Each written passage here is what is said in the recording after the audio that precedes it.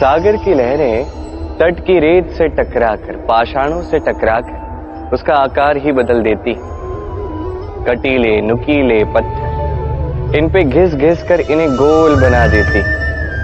किंतु ये सागर की लहरें, इनका स्वयं का आकार कभी नहीं बदलता। भला ऐसा क्यों? क्योंकि ये बिखर कर भी पुनः जुड़ना जानती। अर्थात जब ये लहरें बिखरती हैं तो ये मतभेद अवश्य है, किंतु इनका पुनः जुड़ना ये एकता का प्रतीक है।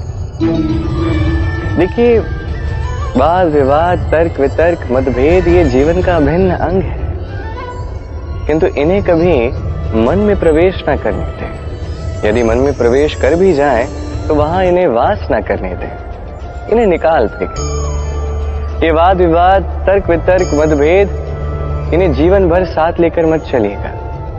यदि साथ लेकर चलना है तो सबको साथ लेकर चलिए, लहरों की भांति। एकता में विश्वास रखिए, साथ मिलकर आगे बढ़ोगे तो दूर तक पहुंचोगे, अन्यथा केवल दूर की सोच ही पाओगे। क्या चाहते हैं आप? निर्णय आपका है। आइए और मेरे साथ प्रेम से कहिए, राधे राधे।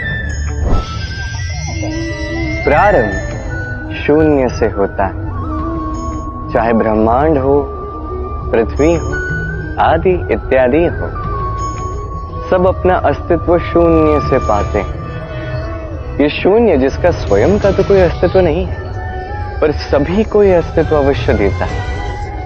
हमें इस शून्य की भांति बनना चाहिए। जो हमारे साथ जुड़ जाए उसका अस्तित्व कई गुना बढ़ जाए, विशाल बन जाए, श्रेष्ठ बन जाए। किंतु जैसे ही हम उनसे दूर चले जाएं, उन्हें हमारी उपस्थिति का आभास हो, हमारा महत्व ज्ञात हो। शून्य ही आरंभ है, शून्य ही अंत भी। शून्य को कोई कम क्यों ना आके, ये शून्य अत्यंत महत्वपूर्ण है। इस शून्य की भांति बन जाइए और मेरे साथ प्रेम से कहिए, राधे राधे। एक समय की बात थी, एक असुर था जो अत्यंत भयानक था, मत्सरासुर। उसने कड़ी तपस्या की और कड़ी तपस्या के पश्चात महादेव को प्रसन्न किया। साक्षात महादेव ने उसे एक वर दिया और उस वर को प्राप्त करते ही मत्सरासुर ने 10 दिशाओं में केवल विनाश आरंभ कर दिया। इतना ही नहीं, उसने तो कैलाश पर भी विजय प्राप्त कर ली। अब ऐसे में सारे देवता जो है भयभीत हो गए। उन्होंने महादेव से कहा, हे आराध्य महादेव, आपका पुत्र वक्रतुंड ही उस मत्सरासुर का अंत कर सकता है। तब आप आए बालगणेश, वक्रतुंड के रूप में। अपनी सूंड का उपयोग आपने किया एक शस्त्र की भांति और उस मत्सरासुर को पराजित कर दिया। इतना ही नहीं, आप तो गजानन भी हैं। ये उस समय की बात है जब कुबेर को अपने धन और ऐश्वर्य पे अत्यंत अभिमान हो गया था। तो कुबेर ने क्या किया?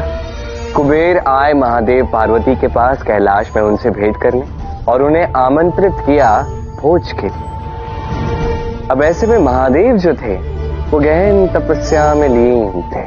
अब ऐसे में वो वहां कैसे जा सकते थे? तो माता पार्वती ने महादेव के स्थान पर आपको भेज दिया कुबेर के उस महल में भोज करने के लिए। अब वहां जाकर क्या थे, आपको हुआ क्या? वहां पे अनेक व्यंजन थे, स्वादिष्ट स्वादिष्ट, एक से बढ़कर एक व्यंजन, और आप वो सभी व्यंजन खा गए। तत्पश्चात आपको क्या था, आपने क्या किया? आपने उस महल में देखा और जितने भी अमूल्य रत्न, अमूल्य आभूषण, अमूल्य वस्तुएं थी, आप वो सभी खा गए। तत्पश्चात भी आपकी भूख जो थी वो शांति नहीं हुई। आपने कुबेर को एक अत्यंत श्रेष्ठ बात पढ़ाया कि कुबेर, अहंकार से मुझे जो कुछ भी खिलाओगे, जितना भी खिलाओगे, मेरी भूख शांत नहीं होगी।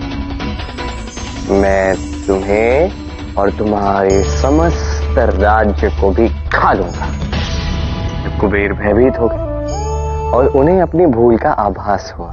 और तभी वो महादेव के पास गए और अपने अहंकार के लिए उन्होंने क्षमा भी मांगी। ये तो ऐसे अनेक कार्य किए हैं और ऐसे बड़े बड़े कार्य करके आप भूल भी जाते हैं, और इसलिए आपका नाम लंबोदर भी रखा गया है। एक असुर था, क्रोधासुर। वो अत्यंत क्रोध में आ गया और क्रोध में आके समस्त संसार में विध्वंस मचाने का प्रयास किया। तब आप आए लंबोदर के रूप में, एक मूषक की सवारी करते हुए। आपने उस क्रोधासुर को परास्त किया और उसे बंदी बना के सभी देवताओं के समक्ष प्रस्तुत भी किया। आपके लिए तो क्रोध को वश में करना बड़ी सरल बात है, और आपको तो वैसे भी क्रोध कभी आता नहीं। विघ्नराज,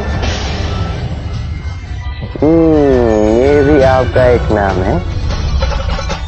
अपने ममतासुर और सभी असुरों को पराजित करते हैं, और ऐसा करके आपने ना केवल देवताओं की अपितु तीनों लोगों की रक्षा की थी बालगणी। इसलिए तुम्हें तुम्हारी शक्तियों का आभास करवा रहा हूं। तुम्हें समझना चाहिए कि तुम कितने अधिक शक्तिशाली हो बालगणी। अब तुम्हारा एक और नाम है, विकट। एक बार एक असुर था, कामासुर। उसने महादेव के भोलेपन का लाभ उठा के तीनों लोकों पे अधिकार प्राप्त कर लिया, और फिर एक एक करके वो देवताओं का अंत करने लगा।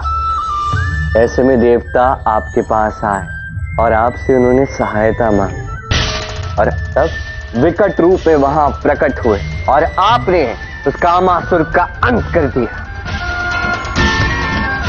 और वैसे बाल गणेश, आप तो धूम वर्ण भी हैं। एक बार एक असुर था, अहमतासुर।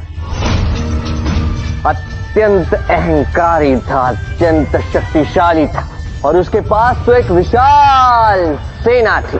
वो अपनी शक्ति से, अपनी सेना से चारों ओर केवल विनाश कर रहा था। उसने तीनों लोकों में विध्वंस मचा दिया था। तब इस सृष्टि की रक्षा के लिए सभी देवता नारायण और महादेव के पास पहुंचे। उनसे निवेदन किया, कृपा करके गणेश मंत्र का आवाहन कीजिए। तत्पश्चात आपको ज्ञात है क्या हुआ? आप वहां प्रकट हुए धूम्रवर्ण रूप में। क्षण भर में आपने समस्त सेना को लुप्त कर दिया, और आपने उसे आदेश दिया, आज के पश्चात तुम केवल पाताल लोक में रहोगे और कभी ऐसा कार्य पुनः नहीं करोगे। आप एक विशाल सेना का भी अंत कर सकते हैं, कई सारे कार्य कर सकते हैं।